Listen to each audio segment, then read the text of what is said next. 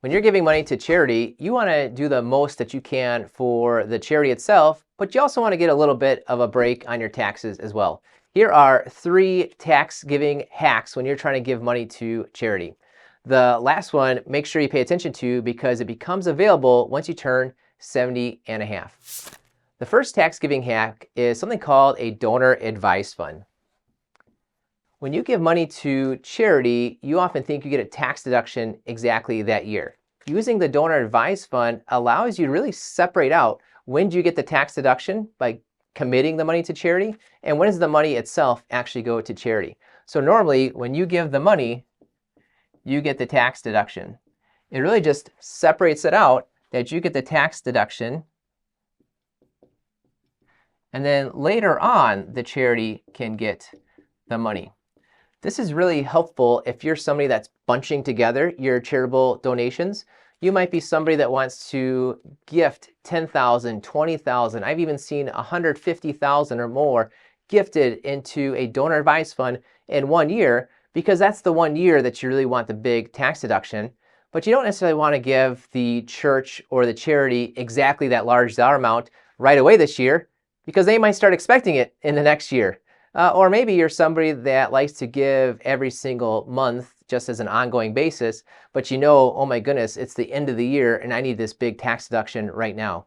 Using the donor advised fund is what allows you to separate out the tax deduction. You can really choose the year that you put the money towards the tax deduction, and then later on, you can give money to charity. You can set this up so your money can go into the charity monthly. Right? If you're bunching together your tax deductions or you got a really big tax year this year and you want to bring that tax deduction down, you can get the really big tax deduction in the 1 year, but keep getting that money over to the charity monthly if you'd like. That way they have no difference. It doesn't matter to them. Actually, if you're talking to a church or a charity finance committee, they love to get the money monthly so they know what that consistent budget is going to be for them. Another huge advantage of the donor advised fund is it really consolidates all your receipts. If you're trying to get the tax deductions and you're trying to get all those receipts together, that can be tough. You're giving money out to 5 different charities, 10 different charities. I've seen 25 different charities put together on a tax form. But if you just give 1 or 2 or 3 deductions throughout the year into your donor advised fund, you go to the one place and you find, here's the one place, my donor advised fund, where I have my receipts for that to put on your tax return. And then later on, you can give money to charity, 1 charity, 2 charities, 100 different charities. It really doesn't matter because it's already in the donor advised fund. Giving the money to the charity has nothing to do now with your tax receipts that you have to hold if you're trying to get those tax deductions.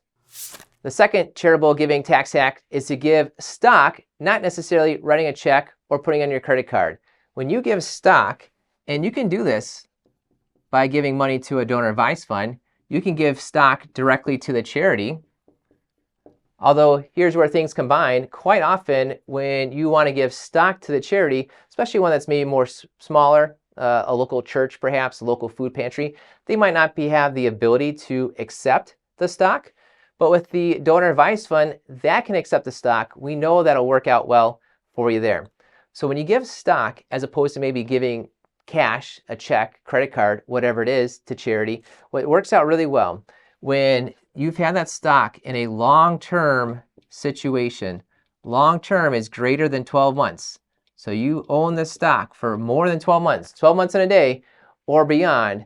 When you give that money to the donor advised fund or the charity, you get the full tax deduction of whatever that dollar amount is worth of the stock, but you never have to pay taxes on all those gains. Here's an example I just shared with someone just this past week. One of my clients, they said they wanted to give money. They wanted to give $20,000 to charity. And my suggestion is, why don't you actually use this stock that you bought for $10,000? They bought the stock for $10,000. The cost basis is that fancy term of what they paid for it. So the difference, the $20,000, 10 to 20, there's a $10,000 gain. Now, here's a situation that might apply to you, but apply to them. And what applied to them is they are in the 22% tax bracket. They're in the situation now where their capital gains right? If they sold this stock, the capital gains is 15% plus a 3.8% net investment income tax. So that's a extra tax on your investment income when you make over $250,000 as a couple. So they love the idea of getting the 22% tax deduction by giving $20,000. That's great. That tax deduction on $20,000 at 22%, that's worth $4,400. If they can itemize their taxes, that's a great thing that they can do. What's even better, which is why I suggested making use of giving stock to the charity, is now this $10,000 gain that they perhaps would have sold, they never have to sell that. It gets gifted over. The $10,000 gain is never realized on their tax return. When you give $10,000 to charity, when you give $20,000 to charity and there's a $10,000 gain, you never paid that capital gains taxes. You never paid that net investment income tax. That was another $1,880 of tax savings because that's taxes they never had to pay. Overall, instead of gifting this cash and getting a $4,400 charitable deduction or savings on their taxes, they got a lot more. Let's do the math here. $6,280. They got an extra $1,800. They got to increase their tax savings by 40% because they use stock to give the charity as opposed to just writing out the check. That's the second thing you got to be looking at when you are focusing on your charitable giving and how to get the most out of your taxes. Now, this third hack for saving on your taxes when you're giving money to charity, it's only available when you're 70 and a half or older. And that hack is called qualified charitable distributions. I was just talking to somebody last week and they were giving money to their church, $125 a month. They were giving $1,500 per year. It was a great thing for them to do. And I said, guess what? We've been waiting for this day. You just turned 70 and one half. Let's stop sending the money to you to give to charity. Let's start taking that money and going directly to charity. Of course, we use some tax planning software to take a look at this. But for this individual, she's in the 22% tax bracket. And when you're in the 22% tax bracket and Social Security was working some funky taxes, there's some interesting tax situations on there where her money from her IRA was coming in at a 22% tax rate. And because the money came out of the IRA, it made more of the Social Security taxable. It ended up where it was an 18.7% tax on Social Security. Her tax at that particular amount was 40.7%. Now round this down, because here's the way it works. When you have money in the IRA, this is what was going on for her, and perhaps for you, when you're below 70 and a half. She was taking money out of the IRA, money going to you, and part of that money was going to the charity.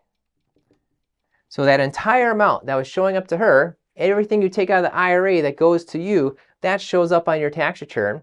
And she's in a situation like something over 90% of Americans now where you don't get to deduct your charitable giving. So she was taking money out of the IRA, paying taxes on it, giving some money to charity and not getting that tax deduction. Thank goodness finally she turned 70 and a half. It might be one of your favorite birthdays, turning 70 and one half. What we did is instead of sending out $3,125 a month to her, and her sending $125 a month to her favorite church that she goes to every week. Instead, we said, let's have $3,000 go to you, and let's have the $125 skip you, go straight to the charity. That is now $1,500 less of taxable income each year. For her situation, which I see quite often when it comes to widows, this is a widow, I see this quite often where you are in the boat where your IRA money starts taking more of your Social Security and becoming taxable.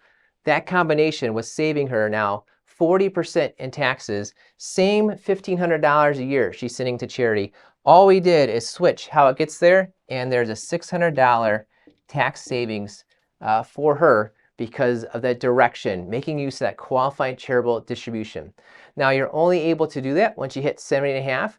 But it's something to look forward to, is that if you are giving money to charity and in the future you still got IRA money, when you turn 70 and a half, you need to make sure that you make the best use of that qualified charitable distribution. Now, the donor advised fund and using stock to give to charity, including giving to the donor advised fund, that's available for everybody. But make sure when you're giving money to charity, try to get the best you can out of your tax situation. Make use of these 3 tax hacks to save on your taxes. Hi, I'm Jeremy Keil, owner of Keil Financial Partners. And if you're interested in seeing how we help our clients get more income, pay less in taxes, and avoid big retirement mistakes, make sure to go to keilfp.com. That's KEILFP.com.